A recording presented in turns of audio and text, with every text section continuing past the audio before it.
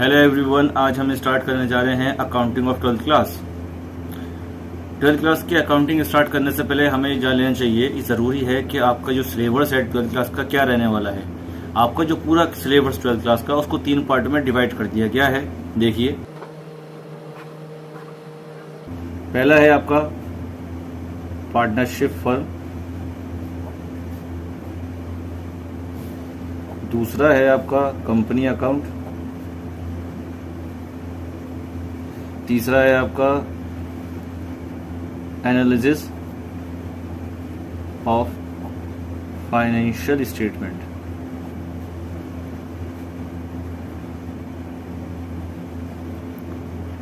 चलिए, इसको वॉल्यूम 1 बोला जाता है, इसको वॉल्यूम 2 बोला जाता है,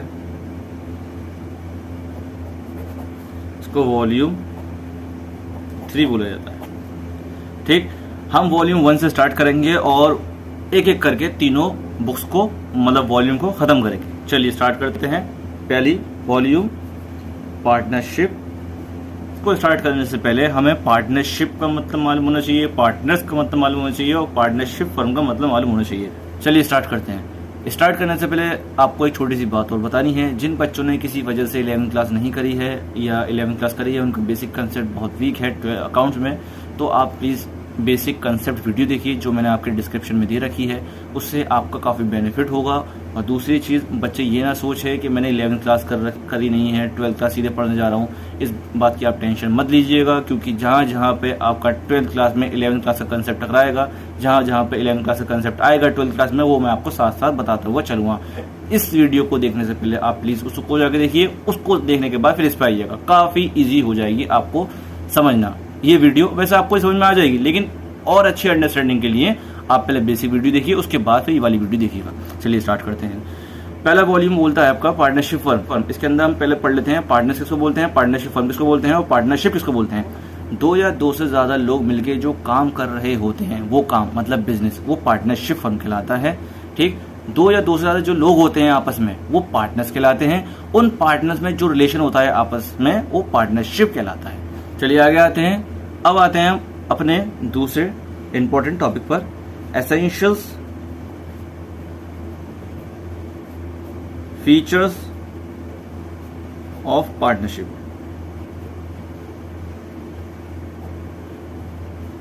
इसमें आता है पहला 2 और मोर।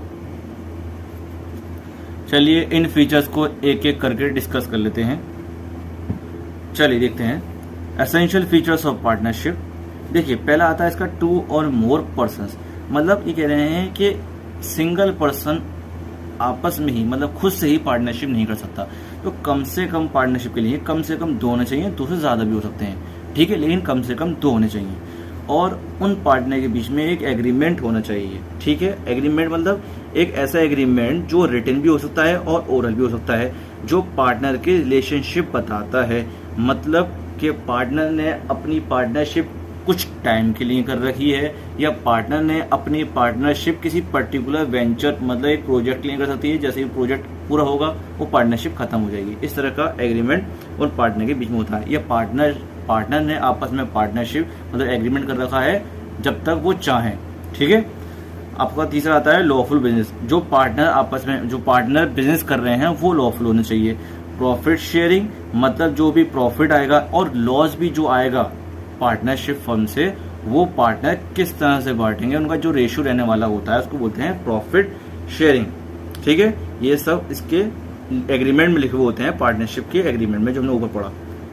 Business can be carried on by all or any of the partners acting for all. Business कोई भी पार्टनर मतलब बिजनेस सभी चलाएंगे, सभी पार्टनर, लेकिन ये कह रहे हैं business can be carried on by all any of the partners acting for all. मतलब बिजनेस सभी पार्टनर्स चलाएंगे और कोई भी पार्टनर कोई भी एक्टिंग करेगा सभी पार्टनर की परमिशन से, तो ये माना जाएगा कि सभी पार्टनर ने वो एक्शन करा है, सब पार्टनर उसके लिए रिस्पॉन्सिबल होंगे, लायबल होंगे। चलिए आगे आते हैं अगले टॉपिक पे, पार्टनरशिप डीड। देखिए, पार्टनरशिप आपकी वजूद में आती है ओरल के जरिए से भी और रिटन के जरिए से भी। यहाँ आपको डेफिनेशन दी गई है पार्टनरशिप डीड की, एक बार देख लेते हैं। Partnership comes into existence by an oral or written agreement, it is better to have written agreement to avoid any dispute. ये कह रहे हैं पार्टनरशिप वजूद में आ सकती है, मतलब एग्जिस्टेंस ला सकती है ओरल से भी और रिटन एग्रीमेंट से भी, लेकिन बेहतर यह है कि वो रिटन एग्रीमेंट ही हो जिससे आप अवॉइड कर सकें डिस्प्यूट, जो फ्यूचर में होने वाले होते हैं डिस्प्यूट उसको अवॉइड कर सकें, मतलब लड़ाई झगड़ा उसको आप अवॉइड कर सकें पार्टनरशिप डीड अगर आप रिटन में बनाते हैं तो।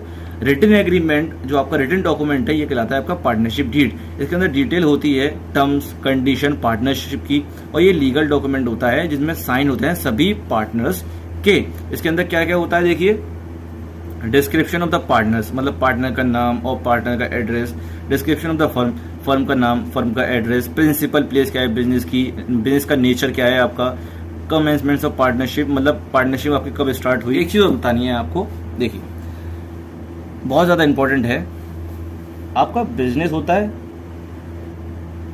अभी तो हम क्या पढ़ रहे हैं पार्टनरशिप फर्म, बिजनेस क्या है यहाँ पे पार्टनरशिप फर्म, और यहाँ होते हैं पार्टनर्स, ठीक। एक कंसेप्ट आता है आपका separate legal entity and artificial person. देखिए लॉ की नजरों में, कानून की नजर में पार्टनरशिप फर्म एक अलग इंसान है जिसको बोला गया आर्टिफिशियल पर्सन, मतलब ऐसा पर्सन जो आर्टिफिशियल होता है, कानून के जरिए से बनाया गया है और कानून ही इसको खत्म कर सकता है। और पार्टनर अलग पर्सन माने जाते हैं, ठीक है, ये अलग होते हैं पर्सन, ये भी पर्सन होते हैं, ये तो नेचुरल आपको मालूम, नेचुरली पर्सन होते हैं। तो यहाँ बताया गया कि पार्टनरशिप फर्म अलग होती है, पार्टनर्स अलग होते हैं, मतलब पार्टनरशिप फर्म अपने नाम से किसी भी दूसरी पार्टी के साथ कॉन्ट्रैक्ट में जा सकती है। पार्टनर्स बिजनेस के अंदर काम कर रहे हैं, ठीक है, वो बात अलग है, सभी पार्टनर मिलके पूरी फर्म कहलाएंगे। अलग अलग बात करेंगे उन पार्टनर की, वो इंडिविजुअल पार्टनर कहलाएंगे, मतलब दोनों ही सेपरेट हैं एक दूसरे से, दोनों की ही अकाउंटिंग अलग अलग होने वाली है इस किताब के अंदर। चलिए देखते हैं, अब देखते हैं रेम्युनरेशन टू पार्टनर्स हमने अभी बताया था, सैलरी कमीशन दिया किसी पार्टनर को कितना दिया जाने वाला है, वैल्यूएशन ऑफ गुडविल, देखिए बहुत सारे हैं ऐसे यहाँ पे, हमने जितने पढ़ लिए ठीक है, और जैसे जैसे हम पढ़ते चलेंगे चैप्टर को आगे और हमें अच्छी तरह समझ में आता चला जाएगा। अगले कंसेप्ट पे आते हैं 4, अगर ये पार्टनरशिप डीड नहीं हो इन पार्टनर्स के बीच में, मतलब कोई पार्टनरशिप डीड एग्जिस्ट ही ना करती हो पार्टनर्स के बीच में, उसमें क्या होता है, वहां इस प्लेस पे कानून आ गया है, उसने कहा आप लोगों ने आपस में पार्टनरशिप डीड नहीं बनाई है तो यहाँ पे हमारा कानून चलेगा। क्या कानून देखिए, अब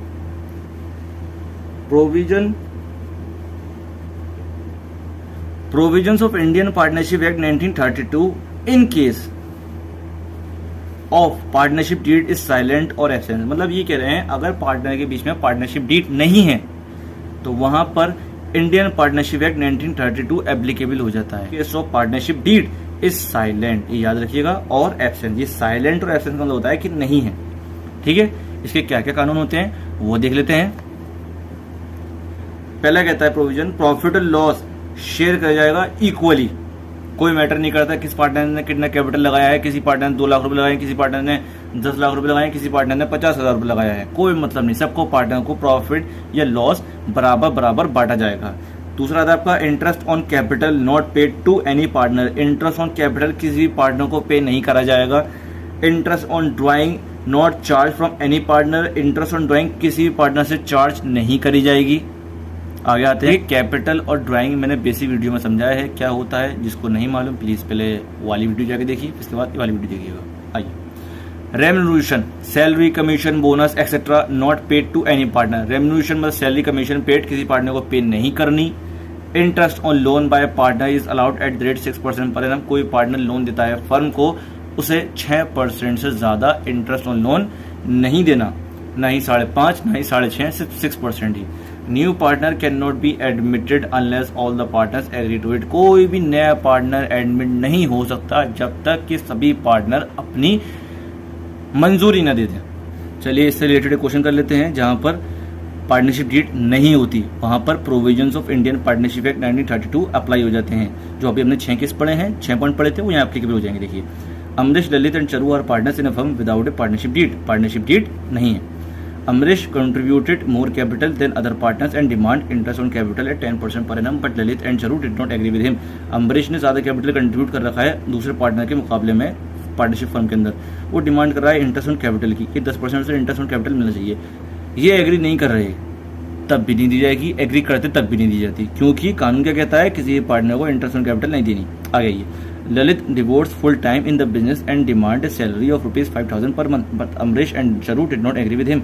ललित पूरा टाइम अपना बिजनेस को दे रहा है और डिमांड कर रहा है सैलरी की 5,000 पर मंथ, लेकिन अमरीश और चरू एग्री नहीं कर रहे इसके साथ, जैसे सैलरी भी नहीं दी जाएगी, क्योंकि सैलरी होता है रेम्यूनरेशन, और आपका जो प्रोविजन क्या कहता है कि कोई भी तरह किसी भी तरह का रेम्यूनरेशन किसी पार्टनर को नहीं दिया जाता। ये एग्री नहीं कर रहे हैं यहाँ पे, अगर कर भी होते तो भी नहीं दी जाता। अब तीसरा पढ़ते हैं, Charu demand interest on the loan of ₹50,000 given by her at the rate 12% per annum. चरू ने एक लोन दिया था 50,000 रुपये, उस पर डिमांड करा है कि इंटरेस्ट और लोन उसे मिलना चाहिए 12%, नहीं दी जाएगा, इसे दिया जाएगा सिर्फ 6%, किसके according, provisions of Indian partnership act 1932 के अकॉर्डिंग। ठीक है। Profit before taking into account any of the above claim was ₹50,000 at the end of the first year of the business. Ambarish demand share of profit in the capital. Profit जो आया है आपका 50,000 रुपये आया है। ठीक है, ये बताया है ना, ये जो लाइन दे रखी है आगे कि ऊपर वाले जितने भी पॉइंट हैं उनको एडजस्ट करें बिगड़, जो प्रॉफिट आया आपका 50,000 रुपये आया बिजनेस के पहले साल में। अम्बरीश डिमांड कर रहा है कि जो प्रॉफिट बटेगा, मतलब इस चारों पॉइंट को एडजस्ट करने के बाद 50,000 में जो प्रॉफिट बटेगा वो कैपिटल रेशियो में बटेगा, नहीं बढ़ सकता। प्रॉफिट बटेगा सिर्फ इक्वल रेशियो में। आपका पहला पॉइंट ही ये कहता है प्रोविजन का कि प्रॉफिट इक्वल बांटा जाएगा अगर पार्टनरशिप डीड नहीं है तो। लास्ट पॉइंट देख लेते हैं, Lalit want to introduce his son Inder as partner, Charu object to his proposal. यहाँ पर ललित अपने बेटे को पार्टनर नहीं बना सकता, क्योंकि यहाँ पे एक पार्टनर की ऑब्जेक्शन है। चलिए, आपकी वाली वीडियो खत्म होती है, आगे टॉपिक हम अगली वीडियो में डिस्कस करेंगे। अगर आप मेरे चैनल पर नए हैं तो प्लीज़ सब्सक्राइब माई चैनल। अगर आपको वीडियो पसंद आई है तो प्लीज़ लाइक करिएगा और शेयर करिएगा अपने दोस्तों के साथ, और कमेंट बॉक्स में जरूर बताइएगा आपको मेरी वीडियो कैसे लगी और आप अगली वीडियो किस टॉपिक से रिलेटेड चाहते हैं वो भी बताइएगा। Thank you so much for watching my video.